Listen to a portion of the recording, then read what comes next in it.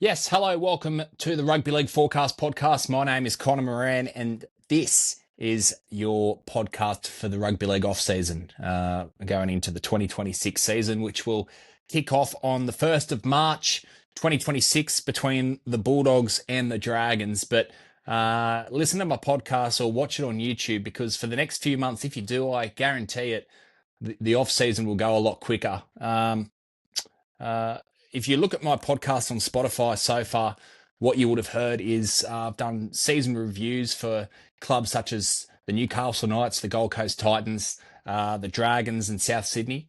And I've had a look at the best positions, best players in those certain positions from the NRL era, from 1998 to 2025.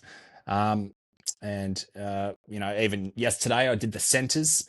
At number 3, I had Justin Hodges. Number 2, Jamie Lyon. And then number 1, I had a Greg Inglis. And then straight after that, I got a message from one of my good mates, Josh Russo. And he goes, "Hey, mate, you left out Joey Manu." I've gone, pucker.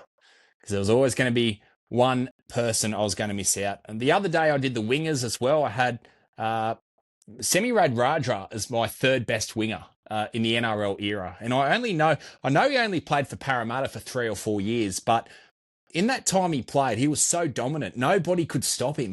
His try scoring ability, his way he could finish a play, his kick returns, his strength, his speed. Honestly, he had it all. I had Brett Morris as my second best winger in the NRL since 1998, who obviously won a premiership for the Dragons in 2010, and in 2019 he won a premiership with the Sydney Roosters.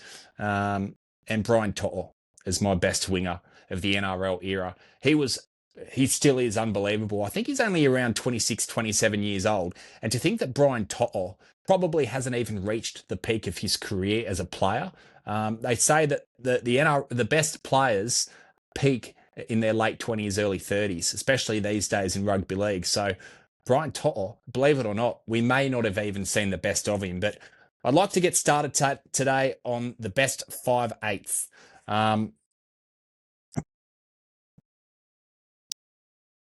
For number 3, here we go. James Maloney. I've got to be honest with you. The halves are going to be very hard. So remember, 1998 to 2025. I could have put Wally Lewis in there, but of course he retired 1992, end of 92. Jimmy Maloney, he was just a winner. What a player. What he was able to do in his career, I don't think I've seen a better winner in our game, probably apart from Cameron Smith. But James Maloney, debuts in Melbourne, I think he did in 2009. I'm going to say that. If I'm wrong, please let me know in the comments. But just from my memory, I reckon '09 Melbourne, only played a game or two perhaps, and then went to the Warriors around 2010, 2011, 2012. Gets the Warriors to the grand final in 2011. And with 15 minutes, about 10 minutes to go of that 2011 grand final, on the back of Jimmy Maloney and Sean Johnson, the Warriors were coming back. And that game wasn't over until the final few minutes, where Manly iced the grand final with a try from Jamie Lyon. But James Maloney's performance in that grand final was absolutely tremendous. He was fantastic in that grand final. If I look back at his career, he went to the Sydney Roosters then 2 years later, 2013. In his first year for the Roosters, he makes a grand final, his second grand final in his career, and he wins his first as a premiership winning 5/8 alongside Mitchell Pearce. Funnily enough, that was a redemption story against the Manly Sea Eagles. He got some revenge there after being beaten 24 points to 10 2 years earlier. Great player, James Maloney, fantastic player. He then leaves the Roosters, I'm going to say at the end of 2015, and 2016 goes to Cronulla, wins it there. So 3 years with Mitchell Pearce in the halves, 2013, 2014, 2015 at the Sydney Roosters, 2016 goes to the Sharks, wins a comp. In Cronulla's first ever premiership win, James Maloney comes to the club, year 1 they win. And his kicking game through that season, his kicking game in that grand final. Yes, Chad Townsend had the 7 on his back for the majority of that season and in the grand final. But James Maloney was no doubt the conductor. He was the organizer in attack. Defensively, he always struggled. He always knew how to give away a penalty, but in attack, he offered so much. And it wasn't just his ball skill, his ball play, and his ability to be able to bring players in around him. It was actually the way in which he was able to just give the team confidence. I remember hearing him on a podcast a couple of years ago saying that whenever he made a mistake in Origin, he'd just tell the boys behind the posts, "Oi, we all make mistakes. Who cares? Let that one go. We'll come back and score another one." 2 minutes later at Suncorp Stadium in the decider of 2017, he intercepts the ball and may have only been the only try scorer for New South Wales, possibly Josh Dugan as well. Can't remember, but tremendous player. He then goes to Penrith, and I genuinely believe that Penrith don't get to the 2020 grand final if it wasn't for James Maloney. And the funny thing about that is James Maloney didn't play for Penrith in 2020. Jerome Luai was the new 5'8" for Penrith in 2020 alongside Nathan Cleary. So what he was able to do for Penrith when he got there, I'm going to say 2 years at Cronulla, 2016, 2017. Again, if I'm wrong, let me know. But 2018, I'm going to say he went to Penrith under Anthony Griffin in 2018. And then 2019, Ivan Cleary comes back to the club. And he's the 5'8" alongside Nathan Cleary. But there's no doubt that there was a big, cheeky larrikin side to James Maloney, but his ability to engage players, bring humour to a club, give the players confidence and educate players. He was worth every cent at every club he went to. He just brought success. So he's my number 3. My top two my top 2 5'8s who were originally fullbacks, believe it or not. And the funny thing about this is I heard on Triple M the other day, I think it may have been Danny Weidler or Michael Chammas talking about Josh Hannay in his thinking process for the halves for the Gold Coast Titans next year. And apparently the front runners are the number 6 to be AJ Brimson and 7 to be Jaden Campbell. And you look at some of the best halves in the competitions, they used to be fullbacks. You look at Nico Hines, he played fullback for the Melbourne Storm for the majority of that 2021 season. He was unbelievable in that fullback position, then ends up in the halves, wins a Dally M in the 2022 season for Cronulla. We've seen many players. Matt Moylan, he used to be a fullback for Penrith, went to Cronulla. He was actually the 5'8" alongside Nico Hines in 2022. And I think Matt Moylan may have actually topped the try assists of all the NRL players in that 2022 season. So we've seen many players do it. But Cameron Munster, for me, he came to Melbourne as a backup fullback. Billy Slater gets injured through that 2015-2016 seasons. I think may have only played 2 or 3 games in those 2 years with that shoulder injury. And Cameron Munster gets Melbourne to a grand final in that fullback position. Then in 2017, he makes his Origin debut for Queensland in that 6 jersey. And a really interesting story is Kevin Walters and Cameron Smith. I heard Cameron Smith on a podcast recently talk about that 2017 season, and they were under the pump, Queensland. If you remember game 1, New South Wales won game 1 in 2017 at Suncorp Stadium by quite a big margin. It was 13 plus. It was quite a smash up, which was quite rare in those years of State of Origin for New South Wales to bash up Queensland through the dominant performance of David Fifita in game 1. But Cameron Smith was talking about Kevin Walters and the way in which he didn't know what to do. As you remember, game 2, Jonathan Thurston, his final game in Origin with his shoulder, he was about to hang it up. He couldn't compete in game 3. He was too injured. He kicked the winning goal in game 2 from the sideline to make it a decider in Queensland. Thurston was too injured. He's retired from State of Origin. He can't come back. Kevin Walters doesn't know what to do. So Cameron Smith comes up to him, the captain of Queensland, who was also about to play his final game for Queensland. And he said to Kevin Walters, pick the young fella, Cameron Munster. pick him. And at that stage, he probably would have only been around 21, 22 years old, but he was carving it up for Melbourne in that 5'8 position alongside Cooper Cronk. And Cameron Smith told Kevy Walters to put him in, and apparently Kevy Walters was not confident. He actually didn't want to do it. But Cameron said, put him in, put him in. And apparently they had 2 training sessions before the game, and Munster was dropping balls. His kicks were going out on the full, error after error.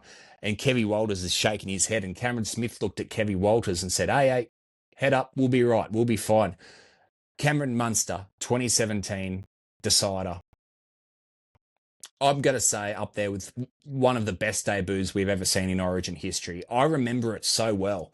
Just going, who is this guy? What's he doing to us? Like, he just strangled us and we couldn't catch him. He was just skipping from one side of the field to the other with ease. He was just unbelievable. A fantastic player, Cameron Munster.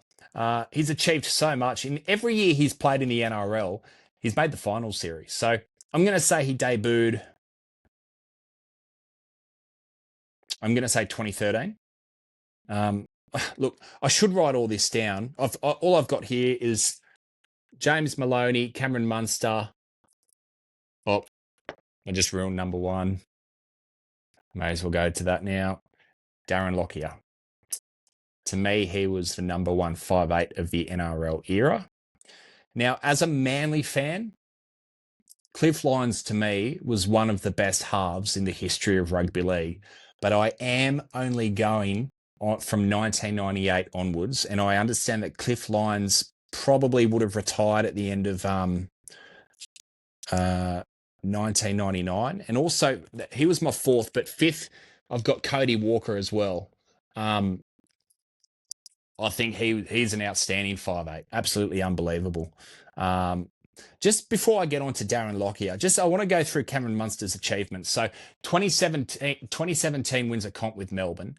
2018, horrific performance in the grand final against the Roosters. I think he gets sin bin twice.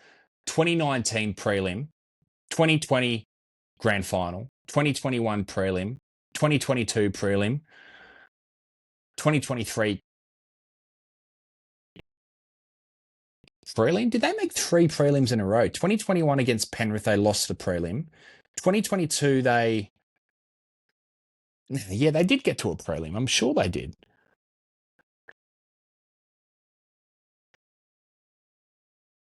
Yeah, I don't know.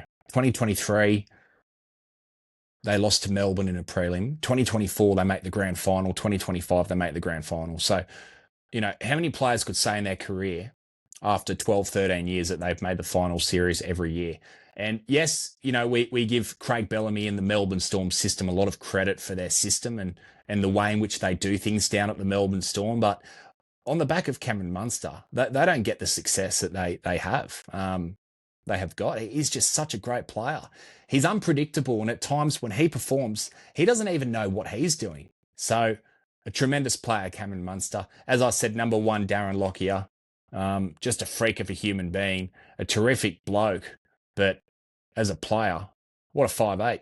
I'm going to say 2003. 1995, 96, he made his debut. To 2003, he played as a fullback. Won a premiership for the Broncos in 97 in the Super League Grand Final against Cronulla. 1998, he wins a comp, the first NRL competition. The NRL first year, they beat the Bulldogs. 2000, they win the comp, the Broncos. 2006, but then 2006 is now 5'8". So I'm going to say 2004, he moved from fullback to 5'8". Please let me know if I'm wrong in the comments. I'm going to say 03, 04, but if I'm going to pick one, I'm going to say start of 04, he's moved to 5'8". And one of the great memories from Lockyer as a 5'8", one of the best things he'd done first up was put in that little grubber kick for Billy Slater. Oh, man, unbelievable. Who was he onside? I don't know, but whether or not he was or not, he kicked it, and it was a beautiful kick. And Slater got the ball back, chip and chase try, but Lockyer, he just controlled things. 2006 decider, Mal Meninga walks up to Petro Civoniceva, Steve Price, and Darren Lockyer, and they say, boys, if you guys don't win today, you guys won't play for Queensland again. You need to win this series to show that you can continue to play in this jersey. The Blues are up. 10 minutes to go. Brett Hodgson out of dummy half, passes, tried to find Matt King, couldn't find him. It was a shocking ball. Who's there? Darren Lockyer rushed up. I'm going to say rushed up to make a defensive play, to be a leader, to encourage his side, but he rushed up and he found the ball on the field there in open space and scored. Sorry, I'm just getting traumatized flashback, so I'm still gutted, absolutely gutted that happened. I remember watching that game at my Auntie Louisa's house with my cousins, and oh man, that I'm still just give me a moment.